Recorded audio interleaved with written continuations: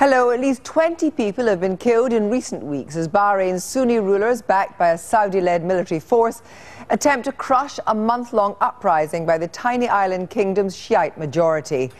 The UN Human Rights Organization has said that up to 100 people have also been reported missing since the government began cracking down on the protests.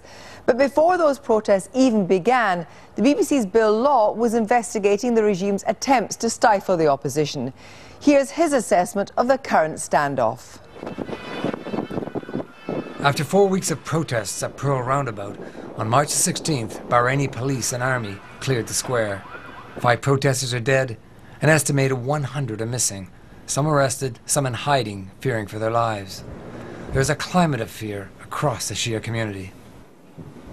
Since March 16th and the clearing of the protesters from Pearl Roundabout, the government has cracked down hard on protesters. I've been receiving text messages from people. I've had emails describing houses raided in the middle of the night, ransacked, loved ones being taken away. And Twitter is full of accounts of protesters under the cosh. Bahrain is a country that has presented itself as being one of the most democratic states in the region. The capital, Manama, was on track to be the financial center of the Middle East.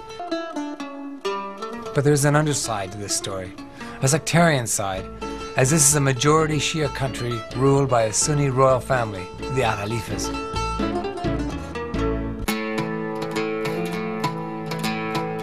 For years and until last summer, Shia villages had seen regular demonstrations, young men claiming they are treated as second-class citizens.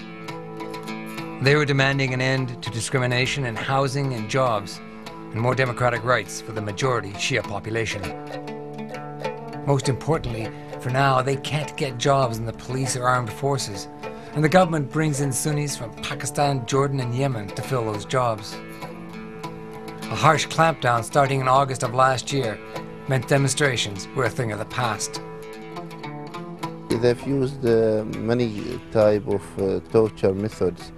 One of them it is al-faylaqa, which is they just put our legs in here and like this, and they put a stick through my legs and with a handcuff, and they left me in between two things. Jaffa al-Hasabi was one of 400 Shia arrested last summer. He's a British taxi driver, but born in Bahrain. This is for 23 days. I couldn't even sleep, and I was crying. I want to sleep a bit, just for 1 hour, let's say, but they don't let me. You confessed, didn't you, as did the other?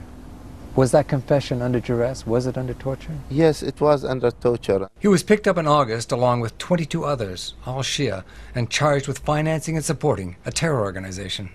Are you a terrorist? Well, it was a joke. It was a joke from the government just to shut anyone who's raising people's demands. I was in Bahrain in December, following up on the wave of arrests that caught Mr. al-Hasabi. We had our equipment impounded at the airport and were constantly followed by up to 4 cars. Driving around at night, even then the security presence was evident. Armed police were guarding every Shia village. Like Catholics and Protestants, Islam is split into 2 broad factions. Ruling Sunni Muslim regimes in the Gulf were increasingly distrustful of their Shia communities. So when protesters came out on February the 14th, it should have come as no surprise to the government. The only surprise was the numbers were huge, and the protesters kept coming. In the early morning of the 17th of February, having just promised protesters they could stay for 3 days, the government cleared the roundabout. It justified its action by saying the protesters were driving the country to a sectarian abyss. Hundreds were injured and 4 were killed.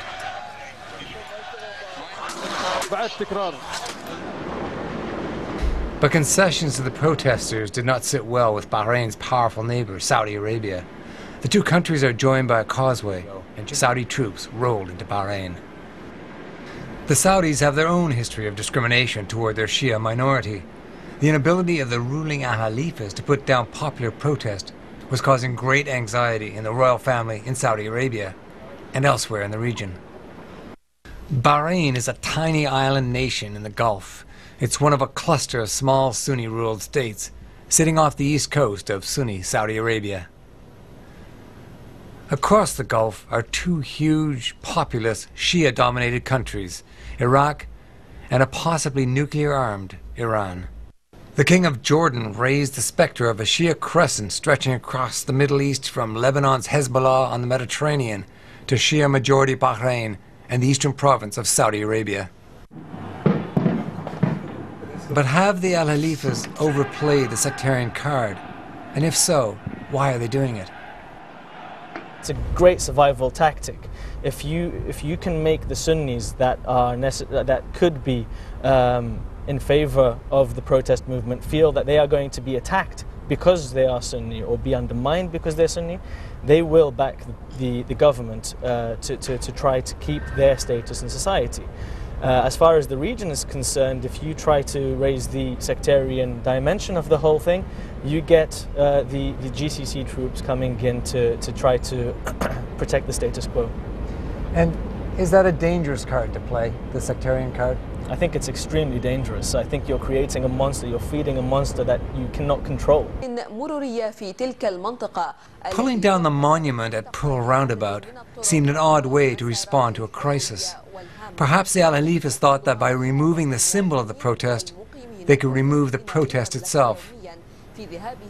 As events in the Middle East have shown elsewhere, it's not that easy to stop the rising tide of either democracy or sectarian strife. Bill Law reporting.